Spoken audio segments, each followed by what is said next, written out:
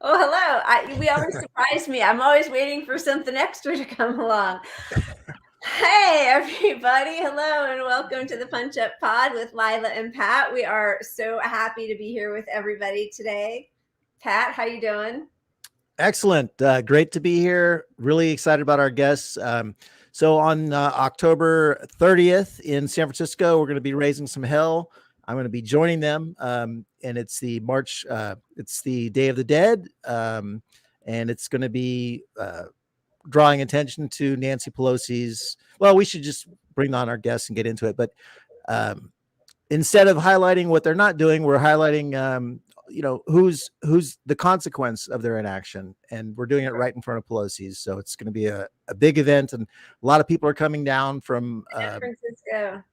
Yeah, outside of San Francisco. Even we've got people from across state coming to join it, so it should be really good. So let's bring on our guests. All right, welcome to Eric and Tsukuru. How are you? Hi, great, thank you. Great, thank you so much for having us. We're so excited to have you guys here. Why don't you tell us a little bit about, well, what Pat just started, but no offense, Pat, I have a feeling they're going to be able to handle it better. They will. I'm winging it at all times. So let's do a professional about response. this action that you guys have planned for next week. Go ahead, Eric. Yeah, so my name is Eric Curry. Lifelong San Franciscan and current candidate for United States Congress right here in California's 12th Congressional District. But today I am the co-organizer for the March for Medicare for All here in San Francisco. And July 24th, we hosted, Tsukuru and I co-organized one of 56 marches across the country here in San Francisco. And shortly afterwards, in the kind of the debriefing period, Tsukuru and I had this conversation where we realized that we have to keep the pressure going. This can't be just a one-off event. Right. And we also realized that if we waited too long, the holidays were going to be upon us, and things would be forgotten until next year. So why not have our action in the spirit of Halloween, in the spirit of really Day of the Dead? And the idea behind it is that we are honoring the not only 700,000 plus Americans who have died during this COVID pandemic, but the 68,000 Americans who die annually from preventable diseases due to our for-profit healthcare system. We are having this action in front of the Speaker of the House, Nancy Pelosi's huge mansion in Pacific Heights, because this is arguably the most haunted house in San Francisco. It is the place where dreams and deals go to die. I'll let Tsukuru take over. Yeah, I mean, pretty much like what Eric said, but the point of this is that we just feel that Nancy Pelosi, being she who she is, she needs to answer to the death that this country's for-profit healthcare system is causing, and also her avoidance of bringing Medicare for All Act to the floor. So we are specifically making demands to her that she co-sponsor HR 1976, Medicare for All Act, but not only that, proactively encourage and promote her Democratic colleagues and also her Republican friends to make Medicare for All a reality. And in addition to that, actually, I wanted to sort of point out two other demands that we added. There's this thing called DCE, the direct contracting entity, which is essentially like privatizing Medicare. That's been happening for years now, and it's a very scary move. So while we promote Medicare for all, we demand Medicare for all. Maybe traditional Medicare won't be here when we get it, which is very, very scary. So we are demanding her to have a hearing for this DCE, and also her not to take healthcare industry money anymore. So these are the demands that we are making. That all sounds great. I just wanted to welcome, we have Edwin DeJesus who just came aboard. Hi, how are you? Welcome. Hey, sorry I'm a few minutes late. I was in a meeting with the New York Greens. I am a Green Party candidate here in New York City for city council, and our elections are just a week away, so it's been very busy. But I was the lead organizer for the New York City March for Medicare for All, where we had a lot of Green Party representation, People's Party, actually everyone, Democrats, Republicans, we all came together because this is what an authentic grassroots movement looks like. This is what actually scares the ruling class, is when people of different political affiliations and ideologies come together on common ground, because there's no way to divide us on these core issues. And Nancy Pelosi is the perfect target. You know, housing is healthcare, and there's a huge homelessness crisis in San Francisco where she represents. And I think it's really important that we go to the source, which is her home, and let her know that we're here, and we're here to scare you. Because if you don't listen to our demands, we'll do everything in our power to stop you. And we don't care if that means losses in 2022, because at the end of the day, we're prioritizing the lives and bodies of working class people over politics, over profit, and over the greed of these large corporations and private healthcare industry that's exploiting workers, especially now at a time where, you know, 1 in 3 deaths could have been prevented if we had Medicare for all during this pandemic. So I hope that, you know, we do more and more stuff like this going forward, and I'm glad to be a part of it. Yeah, I mean, I love it. It's so exciting. We know that she does not like to be held accountable. We all saw what happened when I think she got one little bit of pushback, right, from Wolf Blitzer a few months ago about what she was doing about all the people who were struggling during the pandemic. And she just said, that was a Good Morning Sunday Morning comment where she's like, we're feeding them, we're taking care of them, but couldn't answer any specific questions. I mean, is she there? Will she come out? Will you all be arrested? What's going to happen? She has 24-hour security. You can't physically step foot on her property. And the second you do, they go out. And I know this because I've been there many, many, many times. We went and dropped off a letter, actually a personal invitation for the March in July. Tsukuru and I went and dropped off a letter. And the second we touched her porch, the police came swarming over. But I just wanted to piggyback really quickly off of what Edwin was saying, is that I truly believe that we are standing at a very pivotal moment in our nation's history, and we have a tiny little sliver of a moment, and we really have to capture this. I mean, wake up, America. They are taking away our right to vote. Women's reproductive rights are on the line. Minority rule is taking over. Like, I don't have to tell you about the Senate and the Supreme Court and the justices that were put on there by presidents that were not elected by the majority of the people. Right. So really, what on earth do we have to lose? Yeah. They've already taken so much from us. People are literally dying, and I'm not sure if people realize that. That's what we're fighting for. Yeah. And I think what's important to me is that people don't realize Nancy Pelosi herself 30, 40 years ago was sharing the message that we're going to be sharing back to her. Right. She was telling people that Democrats had support for single payer back in the 80s. Right. So here we are just saying, okay, you're now in charge of this. You can't even bring it to a vote. And 30, 40 years ago, you were saying that it had the people's support. So it's enough bullshit. I'm so excited we're doing this. Yeah. And, I think that it's absolutely necessary for us to expose, as they say, follow the money, expose how much money not only Nancy Pelosi, but virtually all politicians are getting from healthcare industry. And that's absolutely prohibiting, that's absolutely preventing them from pushing Medicare for all. And I think, actually for us, March for Medicare for All, we are creating this database where people can access and look at the figures, look at how much healthcare dollars that your representatives are getting, so that you can pressure people. And you can shame them and pressure them and expose them, for what they are doing in favor of, their investors, essentially. Yeah, I hope they're capable of shame. It doesn't seem Oh yeah, I know. that they are.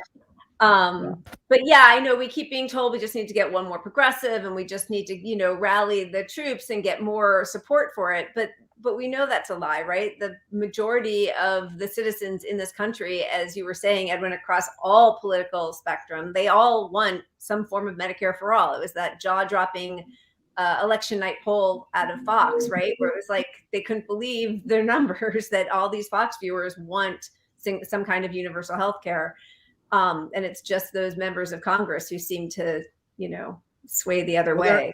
They're out of excuses. And when Fox News shows you that it saves money and it's popular even among Republicans. So what do they have left? There are no excuses left. I mean, before the current Democratic chair in California, it was Eric Bowman who, before he took that position, he was a lobbyist for against importing drugs from Mexico at a lower price. So, you know, the California Democratic Party is very beholden to big pharma, and that needs to be highlighted. You know, San Francisco is a very liberal city, very progressive in many ways, but they're also very ignorant. You know, you think, well, we're doing the right thing because we're so democratic, but you're so democratic that you're asleep. Right. Yeah. You're complacent.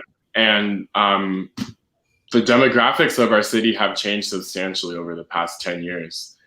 And what's really sad is that care for our people. Wait, Eric, will you go back? You lagged for a second. We got you with the demographics have changed and what's really sad, and then it stopped. I hear your comment. Yeah. The San Francisco that I grew up in, you know, the city of St. Francis, sanctuary city, you know, we care for our people. Huge union and labor movements that were born in this city. And now with the tech explosion and a lot, you know, in the gentrification, yeah, I'm very scared that our residents, the people that live here, are in a place of privilege to where they don't realize that how much of a huge problem this is. San Francisco's a bubble. Yeah. It's a bubble. Yeah, I feel that in pockets of LA also. Edwin, you're in New York. Now, are you coming out to San Francisco next week? Unfortunately, I cannot, primarily due to this upcoming election, but I will be here supporting through sharing the word on social media. We'll be planning our own events in New York very shortly, so I'm very excited about that. I just want to jump on a point that Eric made about labor.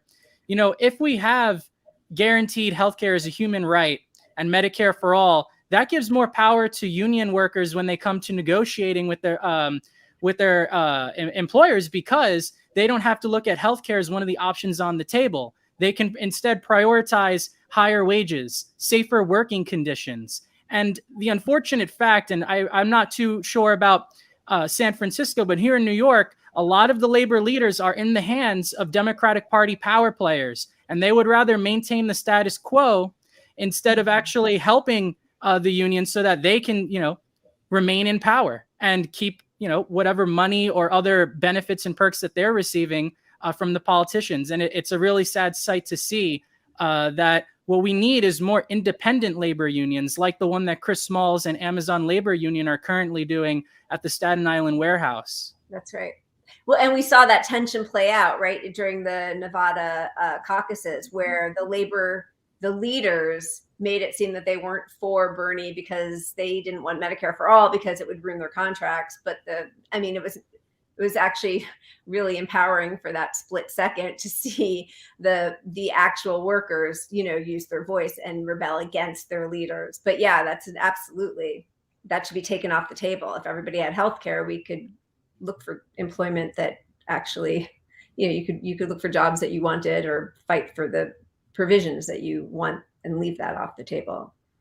Absolutely. And I was out there in Reno and Las Vegas campaigning for Bernie. And I think it was Pat just brought up, you know, about big pharma. You know, we can look at all these different reasons that Bernie lost in this autopsy of his campaign. But one of the biggest overlooked things is James Clyburn's endorsement of Joe Biden at a pivotal moment right before South Carolina and before Super Tuesday. And there's no denying that out of every politician in Congress, he is the number one beneficiary of big pharmaceutical special interest money. That's right. he made the difference in Nina Turner's race too. That's right. Mhm. Yeah, money corrupts. There's just no way around that. So how can people join up with you next week? What do they do? Where do they show up? So we are meeting at Alta Plaza Park at noon, which is about 3 or 4 blocks away. Okay. We're having a funeral procession, so we're asking people to dress as if for a funeral. We are going to walk over to Nancy's house. We're going to have a coffin. We invited speakers across the spectrum. We really tried to prioritize activists and not politicians, as different from the July action. And we really tried to get people from many different, like anti-war, climate activists, racial justice, not only Medicare for all people, because what you come to realize after a certain point is that it's all related. You know, injustice anywhere is injustice everywhere. So it's all related. Yeah. And I really, go ahead, Tsukuru. No, go ahead. I'll just say my piece later.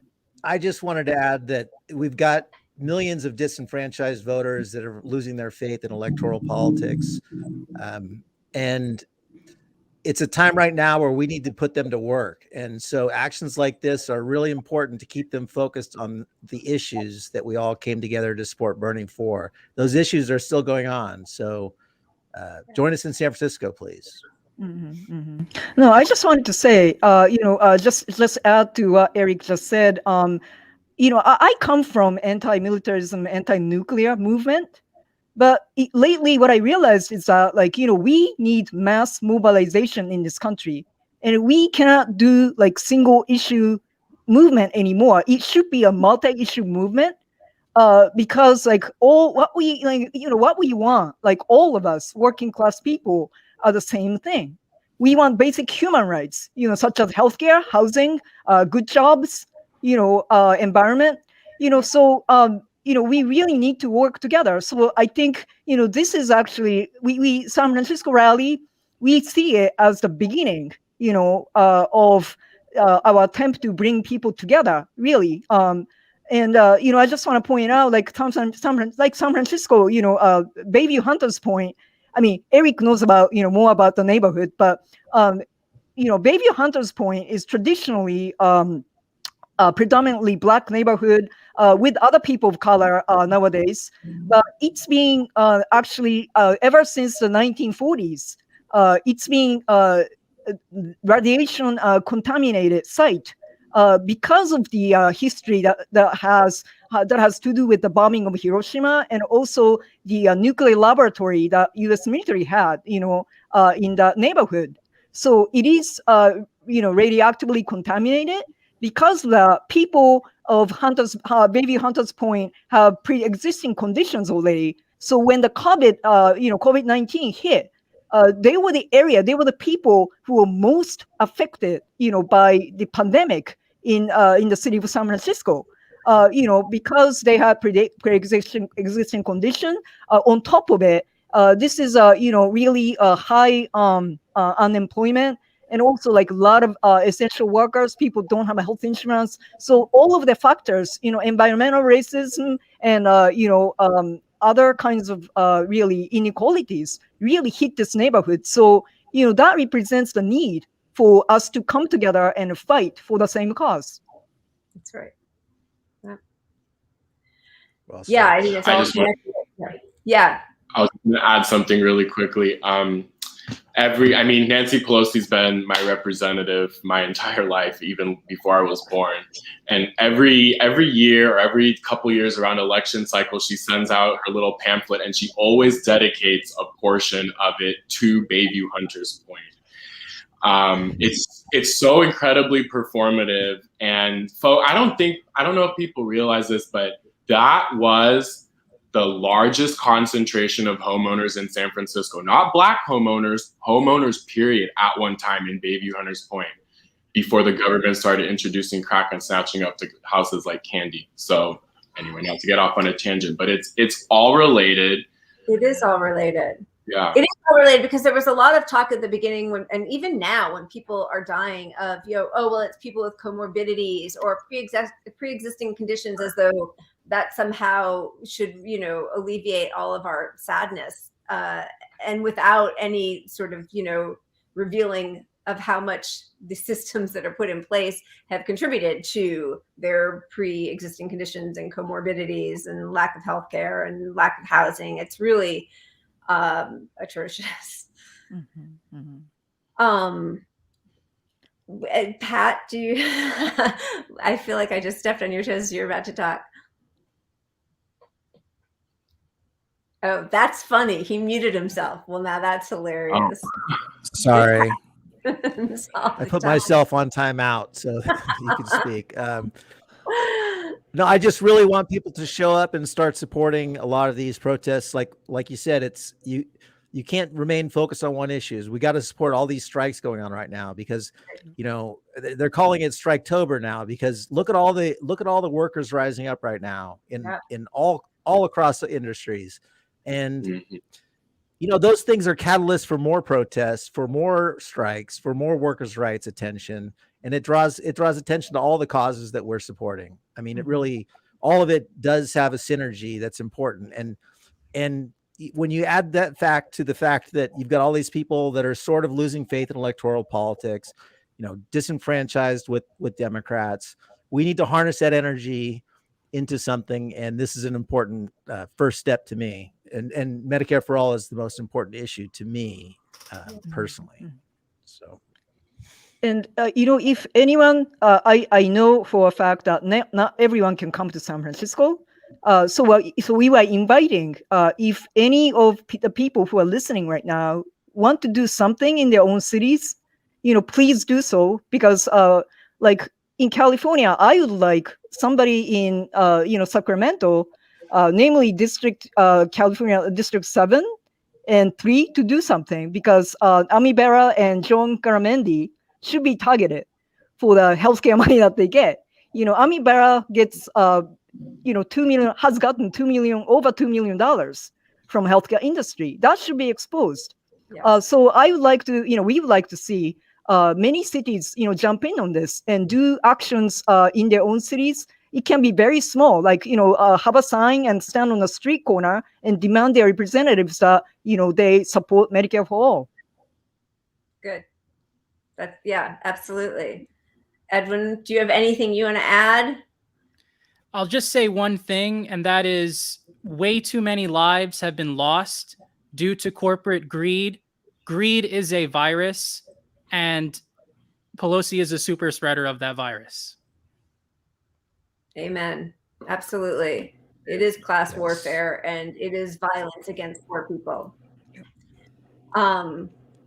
We are so happy that you guys all came on and that you are keeping the energy going. I was at the March for Medicare for All in July.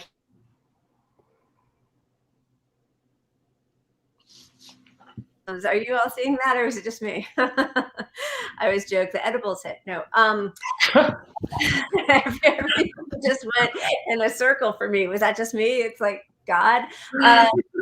But we will have a description and a link so that everybody knows, but it is October 30th. It is the March for Medicare for All, Day of the Dead, to commemorate the 68,000 people every year who die because of the greed of our politicians and the healthcare industry and the big pharma.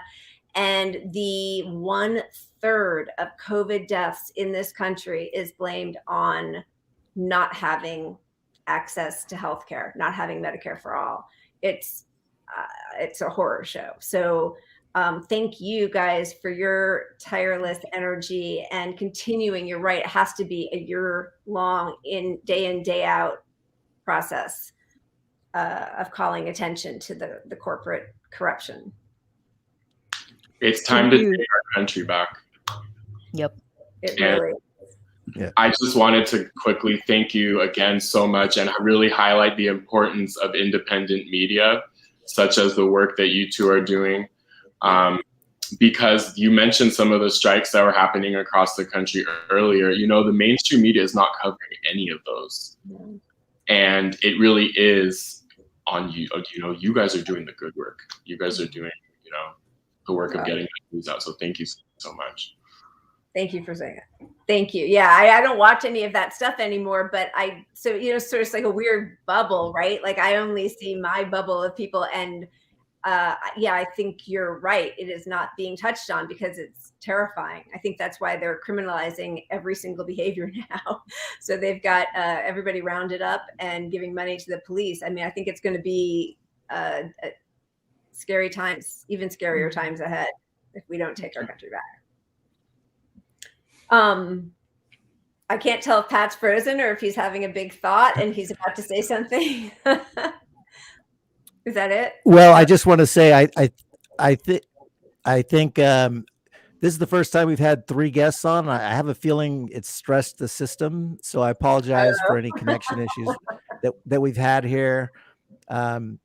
Yeah, I think that's what happened here. So we'll get that worked out. But thank you guys so much, all Thank 3 you. of you, for what you're doing, for keeping this fight going. And I look forward to meeting Tsukuru and Eric in San Francisco. I'll be right there with you. Solidarity, come out and join us, people. Solidarity. Our guests are leaving. Pat and I are here with a new segment, so don't go away. We just wanted to thank you 3 for coming on and doing the work you're doing. We really appreciate it. I'll be rooting you on here from LA. Thank you for having us, and see you, Pat, on the 30th.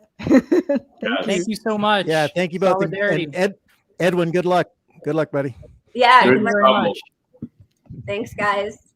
All right. Well, Pat, I'm gonna let you push the button so I don't mess anything up. Yeah. Okay. You got it. Bye. Say goodbye, and you did it. Look at you. Look at you. So now the question is, I think our connection is going to be fine now. I think that just was too much stress on the connection with 5 people here. It was a supply chain issue. No, it was something. Right. It's something. It's Pete Buttigieg's fault. Yeah, we get Mayor Pete out here to fix the transportation, the supply chain. They're great, and I'm so impressed and grateful for people who have the energy to keep this going. I think we need these kinds of actions all the time. But you're right, the strikers around the country it's contagious. I think people are feeling a real excitement about you know, how hard people are working and how much they're willing to sacrifice to fight for what's right. So and I think we're also at a time when, you know, all these job reports, well, look, there are all these jobs that people don't want. I mean, you know, it's a mixed bag. It's not entirely that, but people are looking, and they're retiring early. They don't want to go back to work because they're so screwed at work, and it's so unfair and unjust and dangerous conditions, you know, too much work, too little money. Yeah. Regular people that aren't necessarily in that category, they recognize, they see the strikes, they see the workers standing up for $15, standing up for workers' rights, standing up. They hear the stories about 7-day work weeks, and you know, that's relatable to people. Like, it's too much, and so we have a pivotal time here where our power, if we harness it, can get a lot of support with people, because we've all collectively gone through this COVID experience now. So there's more connection, I think, with people that may not normally have been affected by a lot of these issues. Yeah, I think you're right. And I think the level of desperation, I mean, it's sad as it is, and I wish it weren't there, but I think that breeds an ability for people to kind of put it all on the line because they don't have a lot left to lose. But, you know, there was a really beautiful picture of somebody in, oh God, I think it was Idaho on strike in the middle of the night. It might've been Nebraska or Omaha. I'm so sorry. Oh, the one in the rain? In the rain, yeah. And I saw that Sarah Nelson, Fly with Sarah, one of my heroes. I know you're not supposed to have heroes, but anyway, she was like, you know, these people are built for it because you've put them through such horrific working conditions that the rain has nothing on these workers. They're going to stand strong. And, you know, like, to give her encouragement and solidarity. And it was really beautiful, but it's true. If you create these conditions where people are so desperate and so brutalized, this is, it's coming back. I hope it ends it. Yeah. Well, I mean, when you realize that entry-level healthcare at some job is still shit and you can't afford it, the perk of going to work for your healthcare, which is that's the one thing they have over us in this country over other countries, is that healthcare is tied to employment, which really limits your ability to protest and strike. Because, it's one thing for me to say, I'm going to strike and I'll be broke for a while or whatever. But if I had kids and they needed healthcare, that's a different story. But things are so bad that we're there. I think that people are standing up. So kudos. So because we wanted to still touch on the news, but have some fun with it, and we're always trying different segments. So we got a new segment for all of you that we hope is fun, but you're going to have to pardon us a little bit as we have the kinks worked out. I've got to find the share. Now I'm pushing the buttons and I'm not great at it. So I'm finding my Chrome tab. Oh, nice. And I share the screen. Let's see. Oh, you got it. Did I? All right. I have another shot. I'll go back. Look at me with my graphics.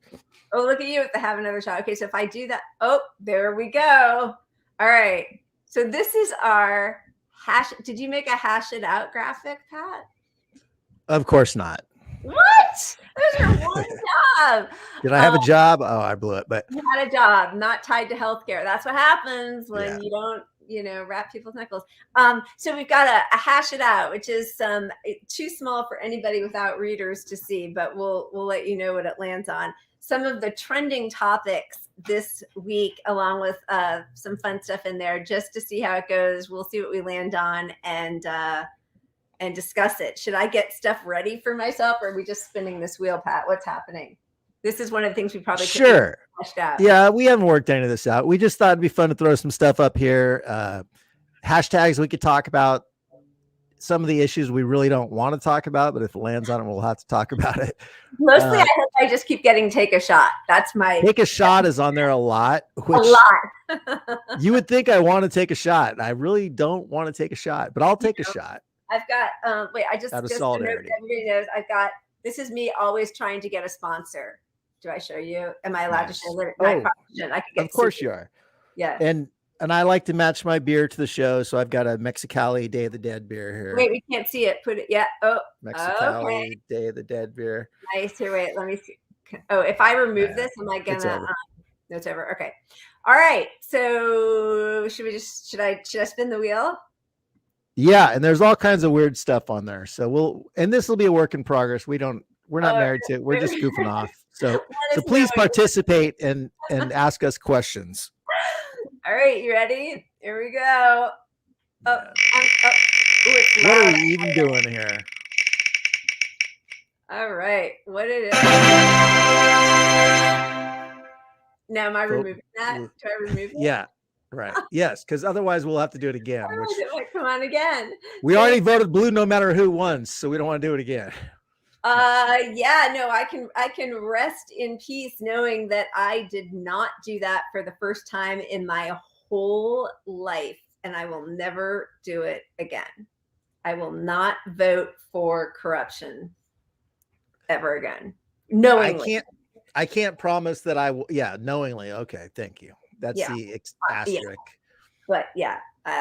So yeah, I am a big not vote blue no matter who. And I think that whole philosophy is really being shown to be flawed right now, as we can't even whip our own, I'm using our really loosely, party into shape to support the leader of their party. I mean, everything has to have a full dose of irony and quotations. The leader of our party, his big agenda, I mean, there's not a single adjective in that whole sentence. Right. It's true. Well, he took his agenda, negotiated with himself down to do a third of his agenda, handed it off and gave all the power to Cinema and Manchin, and then hasn't even really tried to whip votes in favor of his own agenda. And meanwhile, his popularity ratings are just absolute dog shit. Oh, that's right. Hey, I have a graphic for that. Oh, you do? Do I? No, I don't. No, but I do. No, I don't. I was going to use that for incrementalism. This is why we need to hire some help. All right. Should I spin again? Was that it? Spin the wheel. Let's. Yes, I want to take a shot. I'm at the take a shot phase of the night. That's everybody. Oh. Is it just me? So on my end, I'm not even seeing the wheel spin. Is it spinning? Yeah, you're not. But are you seeing it on the screen, like next to you, right there? Yeah, I see it, but it doesn't move when I see it.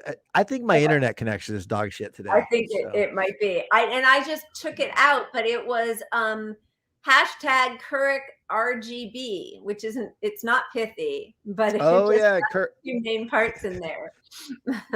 Right. So the story behind this is Katie Couric apparently admitted to interviewing RGB and not. She hid the footage of RGB being critical of Colin Kaepernick. Oh, here it is. Look at what I did. I did it. Yeah, which is gross. Which just, I mean, I don't know that anybody considers Katie Couric a journalist, but that's just running PR for somebody that, you know, Democrats and liberals want to lionize, right? Like, we should take away anything negative. Nobody should hear anything about RGB, because then otherwise we can't hero worship her or something. Right. But these things have actual real world consequences, other than obviously the propaganda of you know, back to the vote blue no matter who. So it's a Democrat, so you have to protect the Democrat if you're a left-leaning person in the news media. But imagine if RGB had been under a critical microscope for comments like these. She might have been under pressure to actually step aside before dying and losing the seat. That's right. So these things matter. You know, if you build these people up as heroes and it turns out they're not, well, yeah, we have the consequence to that now. And their credibility as journalists goes down, which deservedly so. But, you know, without a real fourth estate, we don't have a democracy. When we don't know the truth, we don't have a democracy. And I think that is just really dangerous and needs to be called out all the time. Right. Yeah. So Mary has a comment, which I agree with. I honestly think that Sinema and Manchin are playing the obstructionists so that Kamala doesn't have to be a tiebreaker on a bill the establishment doesn't really care about.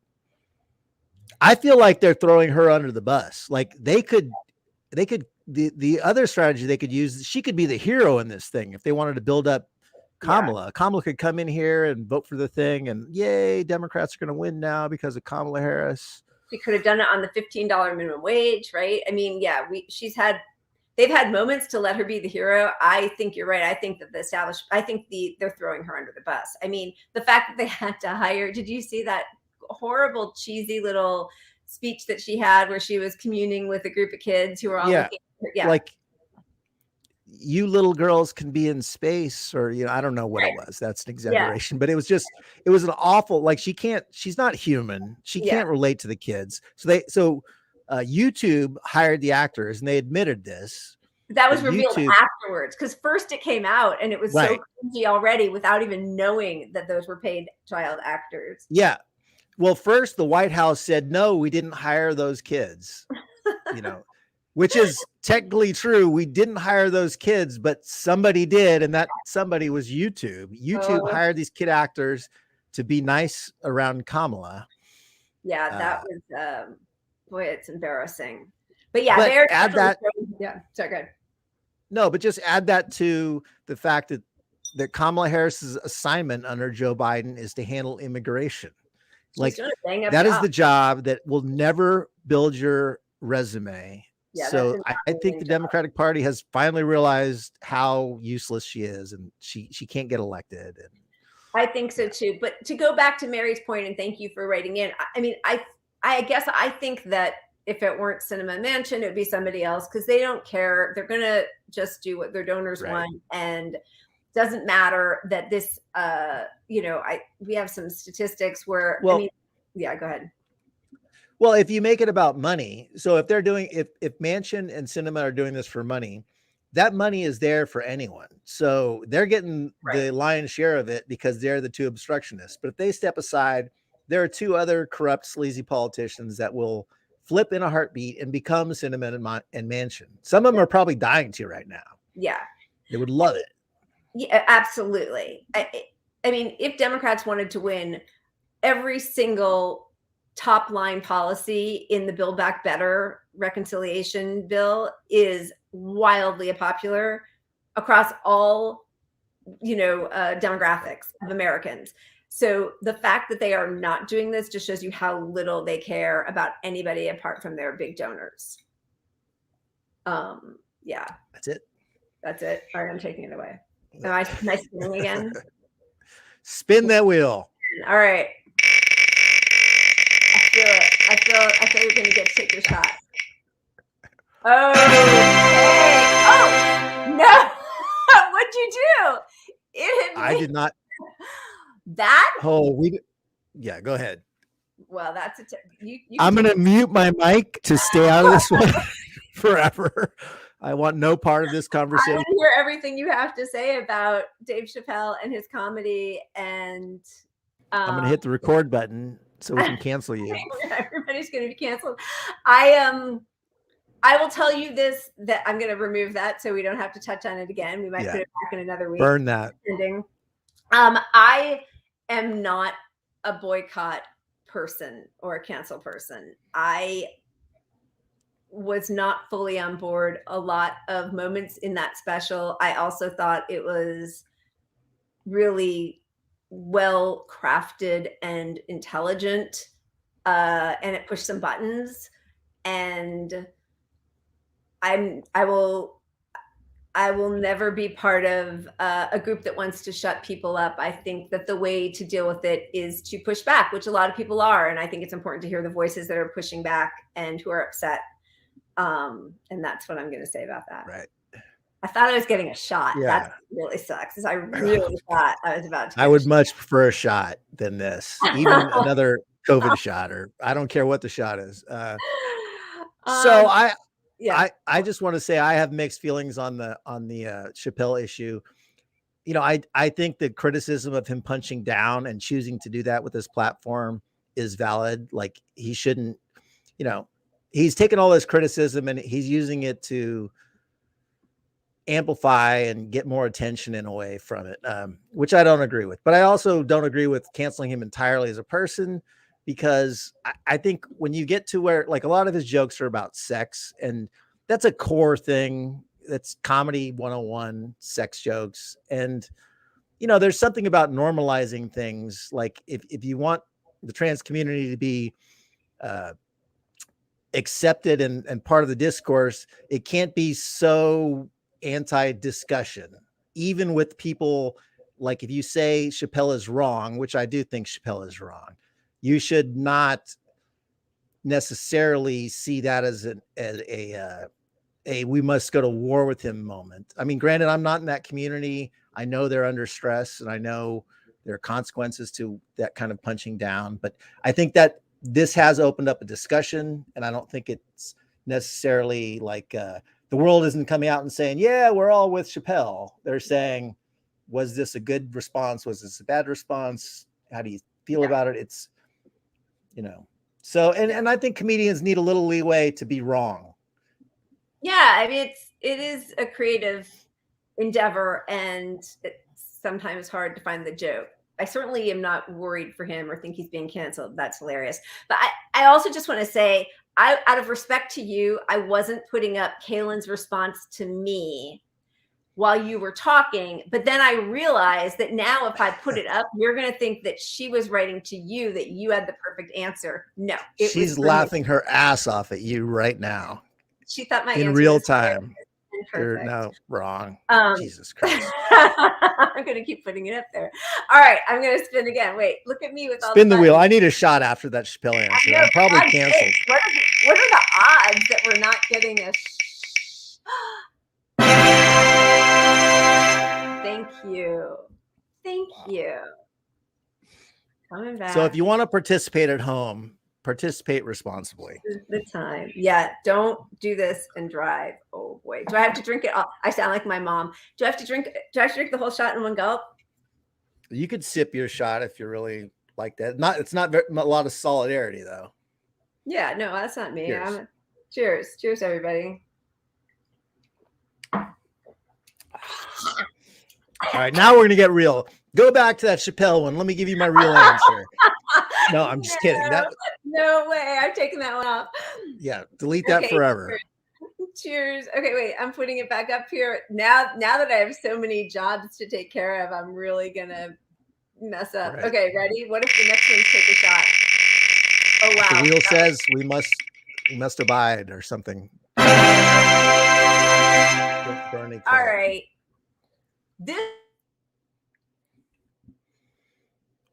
Where'd you go? You cut off. Mate, Lila, are you here? Lila. Can you guys hear Lila? Can someone say something in the chat? Because she's frozen on my screen and I can't hear her. Uh-oh.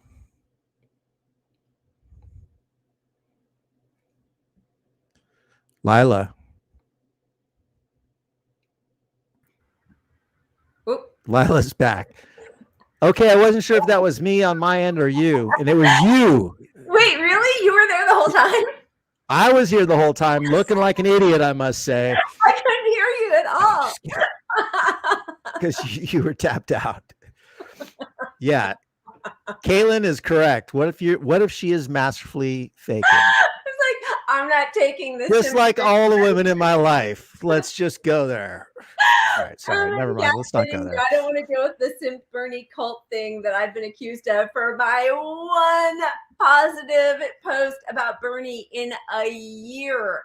I just said, this is the Bernie I love. This is me airing my personal grievance. This is the Bernie I love when he said that his negotiating number was 3.5 trillion. He wasn't going to go below that. And the reporter was in his face trying to get him to say something, what are you willing to go to? And he said 3.5. I like that answer. And I said, this is the Bernie I love, because I have felt very sad since March 2020. Right. And I got some grief. So that's my own personal story.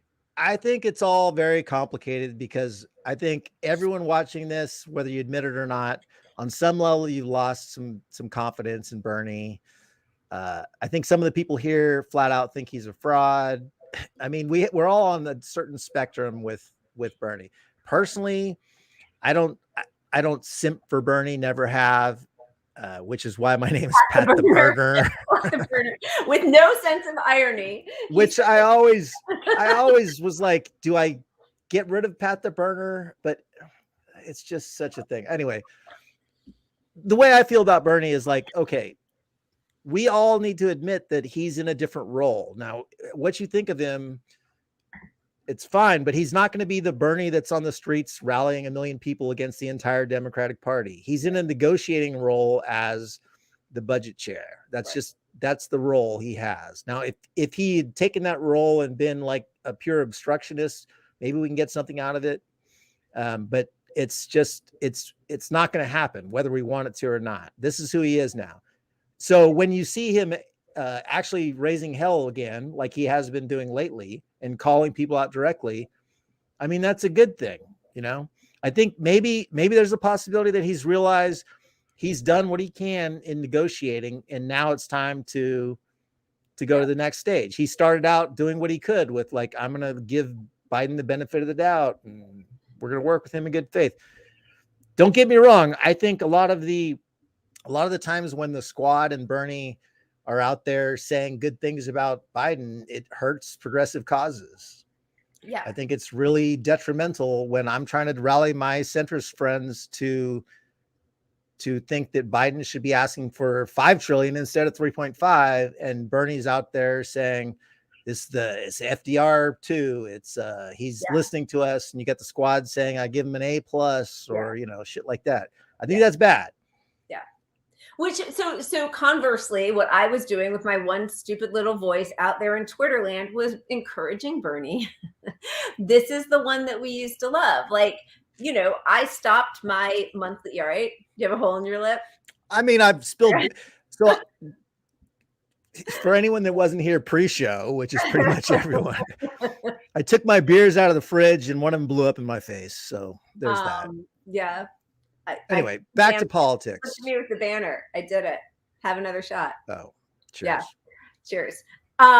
Yeah, I think that it's really important for me, my own sanity, to feel like there's some hope out there. And yes, I don't think I'm a cultist or simping for him, but when he shows some spine and, you know, is fighting for it's the bare minimum. Like the fact, I really actually resent that I'm in a position right now where I'm fighting for the 3.5 trillion bullshit means tested half measures. Like I really fucking resent that. Because that's not what any of us wanted. It's not what anybody deserves. I think the initial cost was $10 million. It was already negotiated down to 6, then to 3.5. There's no Medicare for all in it. There's no $15 minimum wage, which is, you know, half of what we should be having. They're means testing the pre-K part of it. I mean, like you're saying that people under 5 pre-K. Someone help me out here. Is it K 5? K equals 5? And then tell me about it. Go read theory. Yeah, read some theory. Get back to me. Tanky. But yeah, they're means testing the pre-K.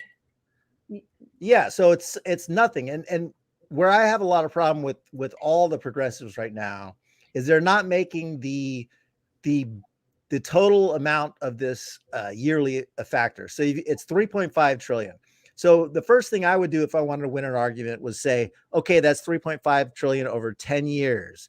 That's only $350 billion a year. Right. So the negotiating stance should come from, if it was me, it would be, okay, you want to cut it to 2 trillion. It's still the same $350 billion a year, but do it over 4 years or 5 years or 6 years. Yeah. You know, so, but they're not, they're not making, when the progressives don't make the obvious arguments in my mind, I have an issue. Yeah. Yeah. I mean, I totally agree. I know there's been some talk about, well, do all the same programs, but just decrease, just like what you're saying, like we'll do all the same programs at the same level, but just for a shorter time period, hoping that there is enough popularity among the general population that they can't take it away. But, you know, I just have to say, like, why should that matter? Like, the general population wants Medicare for all. They want a living wage. They want to cancel student debt. They want a Green New Deal. Like, nothing seems to matter. So it worries me if a built-in, you know, timetable is going to take it away earlier, because clearly the people in power don't care at all about what the population wants. Yeah. Well, Mary makes a good point. So, and what is the annual military budget? $850 billion annually. So here we are in the middle of a pandemic, and obviously a god-awful response from the Biden administration, as was the Trump administration. Sure. But we just left Afghanistan, the biggest money suck on earth. Okay. So if you're looking at this from a financial, you know, math standpoint, getting out of Afghanistan should save us billions of dollars. Right. And yet we just increased the military budget twice in a pandemic while fighting over $350 billion. Right. For something that would save money and lives, and I mean, and get Democrats reelected. It was this little paltry amount was Biden's platform. I mean, he ran on this shit. Yeah. So that is, I'm looking for, do I even have something for his numbers? I don't, but this was funny to me, and I don't know who made it, but I just have to put it up there, is that it was trending, fuck Joe Biden. And then somebody made this meme and it just made me laugh. Everyone wants to have sex with me. That's not what fuck Joe Biden means. Just had to put it up there fast. Okay. Sorry. That's all. Because they're losing in 22 and they're losing in 24. Sorry, go ahead. Yeah, they're going to get their asses handed to them in the midterms. And then the response is going to be, well, oh, the country's gone a little more to the right. So they're going to go more to the right. And they're going to go more to the right while saying fascism is, and then Trump he's already dog whistling, he's whistling, announcing that he's going to possibly run again. So they already going to have that fascist villain, the manufacturing consent that Chomsky always talks about. It's there. It's Trump. It's Russia. So they're going to start that up in the midterms. They're going to say, you got to vote for us, but they're going to lose. Yeah. Because voter enthusiasm on the left is extremely low, like bottom of the barrel low right now. And Biden is at Trump numbers right now. I mean, he is really low in approval because he has done nothing. He didn't return to normal, whatever that meant anyway. And by the way, we all know normal wasn't great. And here's what I mean. I guess they just really feel more comfortable raising money off of being the fake opposition, because there's no other way. I mean, not to give a single crumb, not $15 minimum wage. I was actually really nervous about, because I felt like people will be grateful to that. I mean, it's kind of like feeling like I have to somehow defend the reconciliation bill, right? Like, yay, he gave us $15 minimum wage in 10 years or 5 years or whatever it was, which isn't enough now. It wasn't enough 5 years ago. So on some level, I'm sort of, I mean, it's horrible that didn't pass, but also like it was so revealing. Like they can't even do something that's wildly insufficient and easy. And his own his own pathetic forgiving $10,000 of student loan debt. So he has forgiven, and this is where the media really comes into play.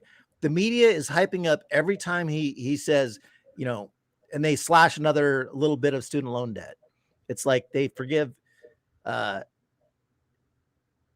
don't know, they forgave people with disabilities who were unable to pay because their income levels are low. It's like it's such in the fringe, for those people, it's amazing. But in the big picture, Biden has literally forgiven less than 0.1% of student loan debt.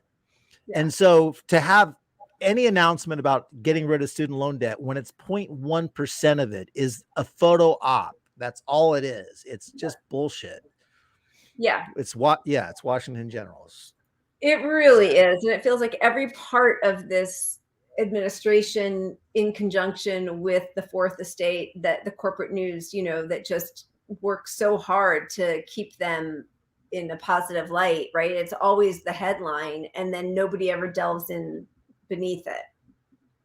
So like the child tax credit and how that was reducing poverty by 50%. They've just gone with that headline, and that was predicated on the $15 minimum wage. Yeah. The study that backed it up and said it was going to cut child poverty in half had that included in it. Yep. And then it was removed, the $15 minimum wage. And they're just like, yeah, it's the same. It's still cut it by half. Which is pathetic. Anyway, again, you have the power to cut it by half. If you what are you thinking about the rest of those kids? I mean, it's really, it's all been laid bare over and over. And it's just going to be interesting to see if any of these strike a chord. I think one of the things I think is really fascinating, as FDR has talked about always as being, one of the most progressive or influential, successful presidents. He was trying to save capital for his wealthy pals. He knew that the pitchforks were coming. So instead of getting rid of capitalism, he, created some broad universal programs that would sort of calm the masses. And nobody's making an effort. I mean, that to me was what Bernie was trying to do. Yeah. They don't even care about saving capitalism at this point. We were at a point not that long ago where like the parties wanting to win power mattered, but that doesn't even really matter anymore. They're not even trying to win their own party's power, because they've realized if you're a politician and your party's out of power, even if you lose your own election, you will be rewarded. Yeah. Because you didn't support people's rights and power. You didn't extend any benefits to people that didn't have them before. You kept the status quo alive. So you'll get a lobbyist position. You'll get speaker positions. You'll get a promotion within the Democratic Party. So there's no incentive for any of these people that are corrupt to be anywhere near representing Be us responsive to their, exactly. It's a strange business model that's not dependent on victory. Victory isn't winning your seat. It's just upholding corporate power. I want the wheel to be spun. All right, we have one more wheel. At least, are we going? We're not done yet. Okay, good. I'm here. I want. I know we didn't even talk about that. That one sucks. I'm removing it. Do I have veto power? Well, you do, especially because you didn't add it to the screen, so nobody even saw it. Whatever it was. Really? Fail. Total fail. I don't know. This doesn't quite fit, but I got it wrong again. I can add. You better come up with other banners. I'm taking that away. I just saw a lot of memes that were like, "This is civil war," and that MTG lady they're trying to make into Trump was talking about a civil war because of the unvaccinated, whatever. All right, spinning. Sorry, I froze again. Oh. Okay. See, this is the content I'm here for. I just did a weird fast frame. Oh God, Pat. I've been on my keto diet. But note to self, we cannot have 3 guests anymore because that jacked up our connection issue. Like it was is that the whole thing? Sorry to people who are out there fighting for healthcare for everybody. Yeah. Cheers. Solidarity. This is for the strikers. Yeah, cheers to L'chaim, to the strikers. Okay, please, everyone, support every strike, pretty much. Absolutely. Unless it's some anti-vax thing that's nonsense. But for the most part, let's not go there.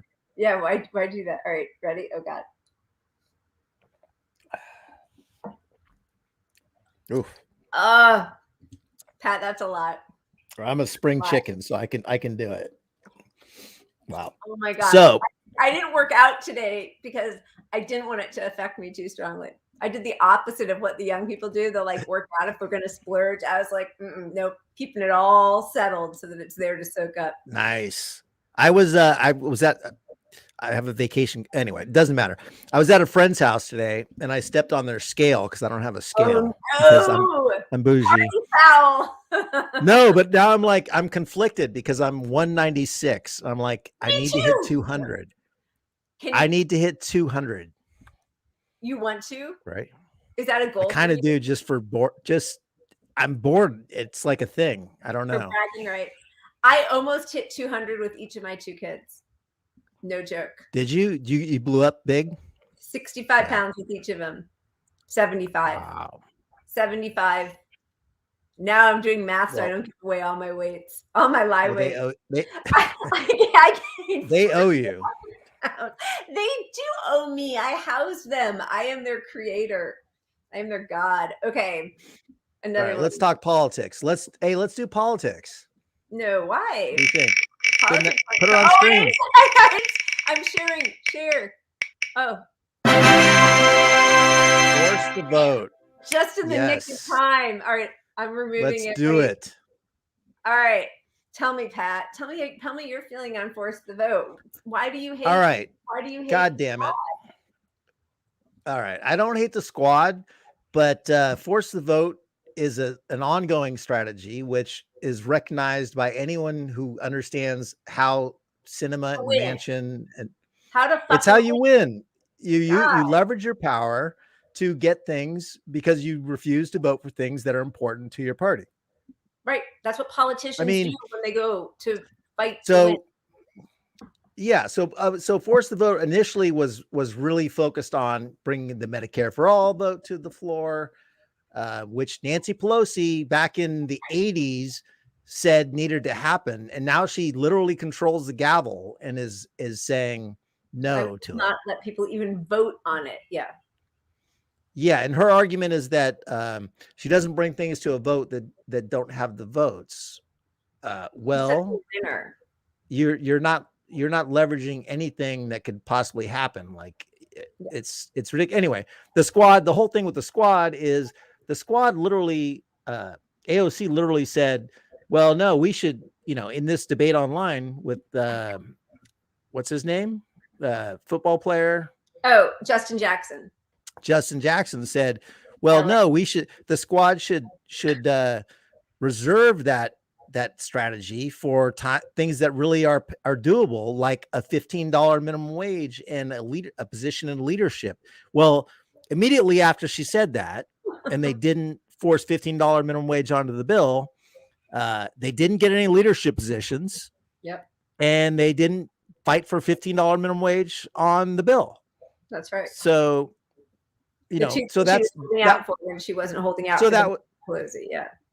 Yeah. So that was seen as bullshit. So me, as a reasonable person who is not trying to be super hashtag fraud squad, I'm not trying to put out hashtag fraud squad. I'm putting some faith in them. But you make it difficult for me to be mad at the people who don't believe in you, because you said that you were going to do these things. You gave your rationale for not forcing the vote into fighting for these things, and you haven't done that. Yeah. Yeah. And, people gave their time and their money and lots of effort to try to get her in there, because she said she was going to fight. And she talked about the most power. I mean, we showed a clip last week or 2 weeks ago about from the, knock down the house, where she talks about the most powerful person in Congress is the one-term congressperson who doesn't care about anything except for fighting for her constituents. And then time and time again, she's, she seems to only do sort of the safe fights that don't have any chance of winning. And that it's right. So here we are all looking at Sinema.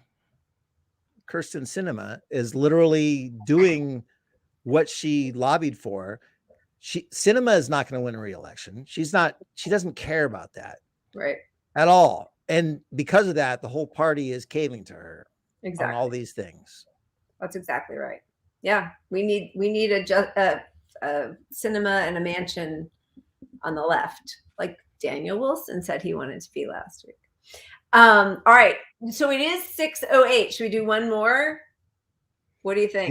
You're trying to get out of here. I'm trying to be online until I get canceled. I just wait. Oh, I'm going to share my screen. There you go. Okay. All right. One more. I hope it's a good one. If it's take a shot, we'll do 2 more.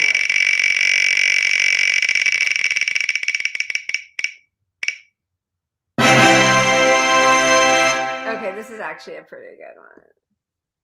I can't stand this lady. I can't stand her, and I can't stand the people who are filling up the whole Twitter sphere with sake bombs every day just because she's talking. I don't understand how they think they're any different from the people on the right who were simping for Sarah Huckabee Sanders or Kaylee or whatever the hell. Like, do they understand what the job of a press secretary is? This is where it comes into play that I think there are people that haven't been around that long. I mean, there are so I've been in this game for a while and seen, 10 press secretaries, not to give my age away, but I've seen a lot of press secretaries. Your age, my 20, weight. because none of these press secretaries last the entire term. They always swap out. It's like a PR thing. Like, oh, let's just put a new press secretary. It'll change how people think about me. Yeah. But she's awful. I mean, her job is just to run cover for the person in office. So if the person in office is bleeding from his eye and is a racist, neoliberal, that she's just running cover for him. I mean, she's only as good as the person she's lying for. Right. And I mean, our press, it just really shows you where our press is. The press, and not just the press that's in the room, the press that is propagandizing people about Psaki, because you see all these oh, Psaki kills, crushes. It's like hashtag another, you got Psaki'd or something. I just made that up. I'm not really following that, but you've got these people that are fangirling over Psaki, which is crazy. Like, it really seems like they don't understand what the job entails. Like somebody even on the press corps asked her in the first week of Biden's administration, "Are you bringing truth back to the press conference, to the daily press briefings?" That was from a journalist in the audience. can we expect the truth now? And what was her answer? Of course. I mean, I don't remember. I'm just now guessing because I can't imagine she'd say, no, don't you know my job? But like the fact that somebody in the press corps asked her that, like bad enough the morons online, but I mean, New York, no, it wasn't the New York Times. I can't imagine. I mean, they suck, but I can't imagine. All right, spin the wheel. All right. I'm not letting you off the hook. I know. Put her on screen. Oh my God. Okay, wait. What is I got it. Good one.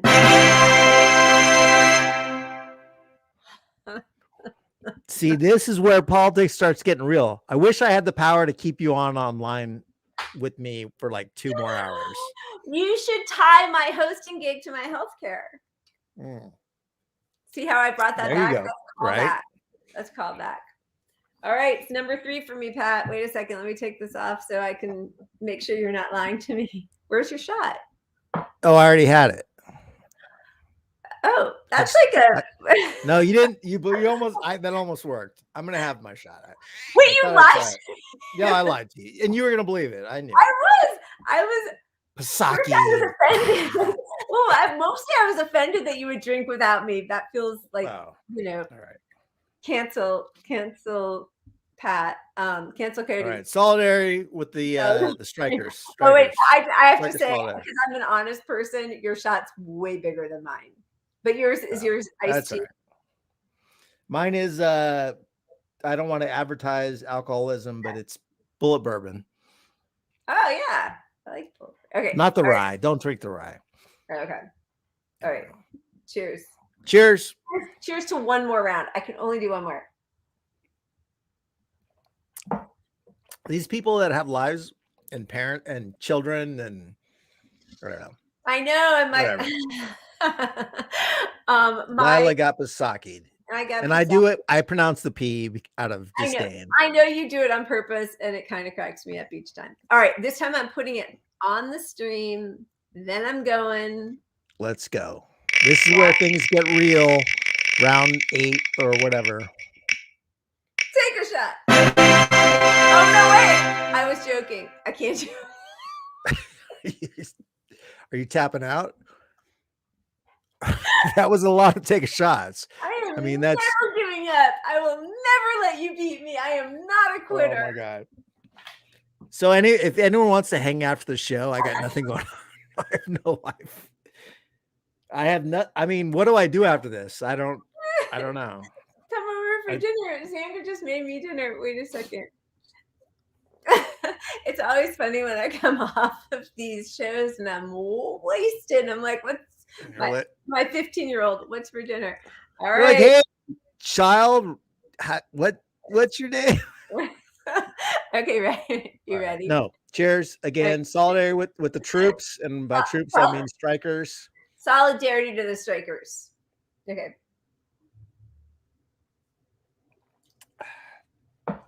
Oh my God.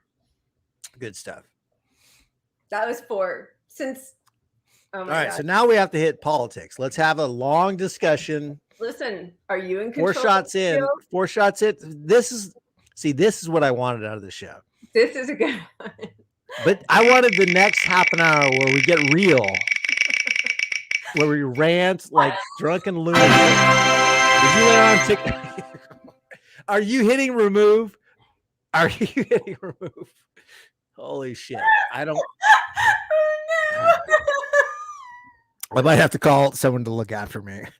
All right. Oh my God. What the fuck, Lila? Who made up that wheel? That's the craziest wheel I've ever seen. Dude, I need to look at this wheel. I should have looked at the wheel beforehand. I figured Lila's got the wheel covered, but this wheel is a mess. It's all wheel all the time.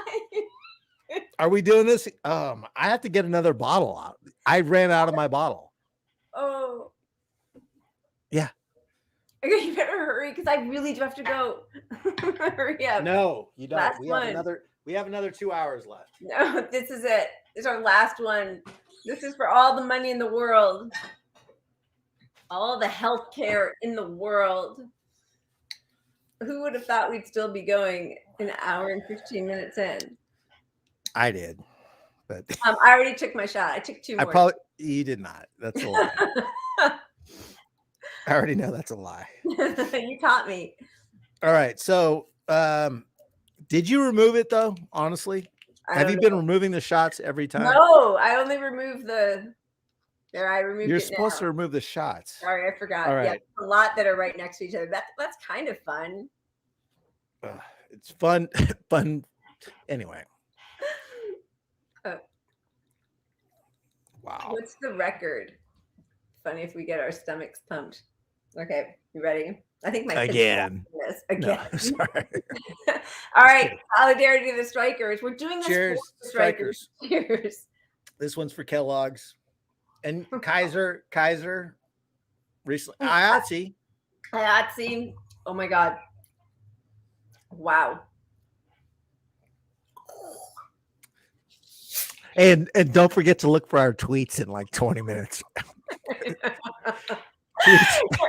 I'm gonna go on Facebook. The tweets are gonna be amazing. I'm gonna drop all my anger and rage at the libs over the last year. Facebook. I should hop on Facebook just to really get rid of the last of my relatives. Okay. Well, I don't know if that was such a great one. Like we covered it, right? Yeah, but you had a graphic. You did have a graphic. Did I? Wait, because you know what? I tried to find it. Gritty is the way had posted something today. Okay, wait, let me see. I'm going to add it super fast just so we can see what this was, which I thought was funny and true. It's this one. Wait, it's coming. It's coming. Look at how I'm like, this is exciting for me, but my there we go. This checklist right there. That's the opposite, or that is incrementalism. Everything he talks about. Yeah. So all these things are pretty clear to most people. Like, it's fine for your normie Dems to say Biden is not Trump. But I think we're at a point where like regular people are starting to see, and it's reflected in the poll numbers.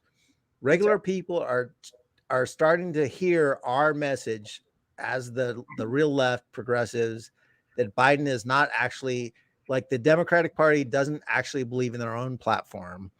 It's a lot of bullshit. Yeah. And the pandemic has highlighted that.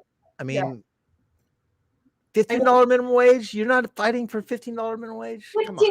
Like things that he ran on, $15, wildly popular, more popular than he was in Florida. $15 minimum wage, and they did not fight for that. And yeah, and student loan forgiveness. Like, people, you have the power with a pen to forgive student loans. Yep, all of it. You know, all of it. Like everything. And you could defer to the parliamentarian and the legal scholars about whether you actually have this power, or you could just fucking do it.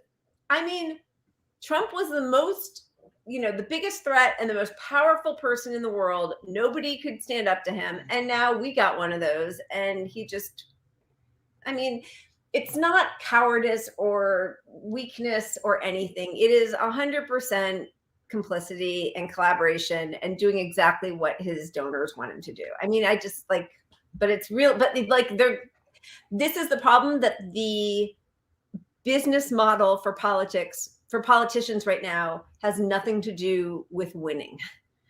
They do not need to win or respond to the people they're supposed to represent. They're not threatened by insurgent candidates anymore. No. It doesn't matter. None of that. Every single one of them hit the lottery when they won their position. Yep. Like, when you win congressperson or senator, you are set. You can actually pretend to be a progressive and it doesn't even matter. Yeah. You can pretend to be an obstructionist, or you can be an obstructionist, but whatever you decide to do, as long as you don't pass this shit, it doesn't matter. They don't like you're going to get a paycheck and cash in with a job, a lobbyist position, something.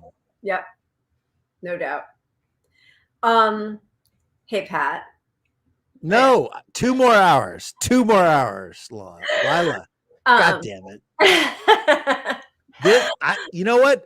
I need my own podcast after hours. Oh, where, wow, where it's no, I'm just saying like after hours where it's just me like going.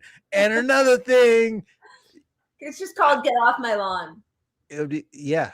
I mean, hey, this was a fun. I think we're on to something with this segment. I enjoyed it. I'm glad we didn't get to the ask. I don't me know. thing. Oh, we should make that more of a thing because I want to hear what people want to. A couple more in there, a couple more ask me anythings. I like this. This was fun. I'm really excited about the Day of the Dead next week, and thank you for representing the podcast by being there next week, or in a week and a half, 2 weeks. I guess it is 2 weeks, right? On the 30th. Yeah, 30th. So the 30th, the Day of the Dead promo, which is all the guests were there for this. In case you missed it, this is literally the 5 shots talking right now. But it'll be in San Francisco. I'll be there. People are coming down from Oregon. People are coming from Seattle.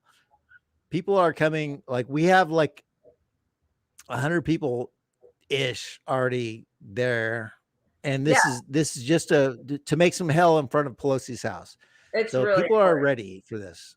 Unrelated. Before I forget, I just remembered. I'm going to be in LA in next week. Yeah, next week. Next Sunday, a week from Sunday. I made a graphic. Get to that. So if you're in LA, if you are an LA person, please come join us. So Jimmy Dore and Steph and Rick Overton from The Office. He's been in The Office. He's done all kinds of hilarious shit. They're going to be at Flappers. Yep. Do you have that graphic? No, I'm trying. It's complicated. Oh my god! There we go. I have to push them, but oh, there we go. Here we go. Look maybe there. We go.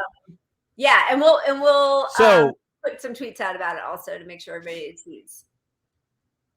All right. So if it's on the it's October 24th. Sunday at 7 and Flappers in Burbank. But you have Flappers in Burbank. And you have to be double vaccinated. They do you have to be double vaccinated? I didn't know double. I think.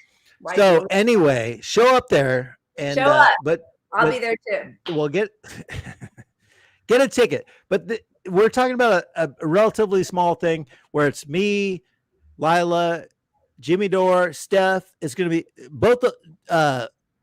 Jimmy and Steph are going to be performing comedy. They're going to be like on stage, hilarious. Rick Overton, hilarious. Ally on the left, and we're going to all bullshit.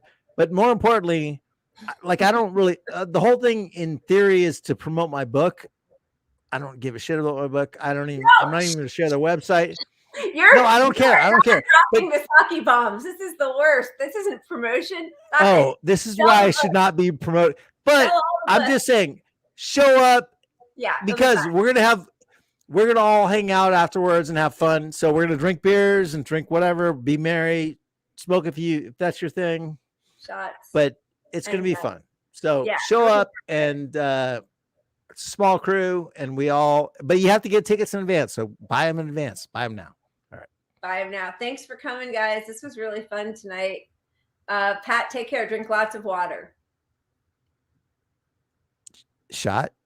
Yeah. Cheers, everybody. Bye. Cheers. Night. Night.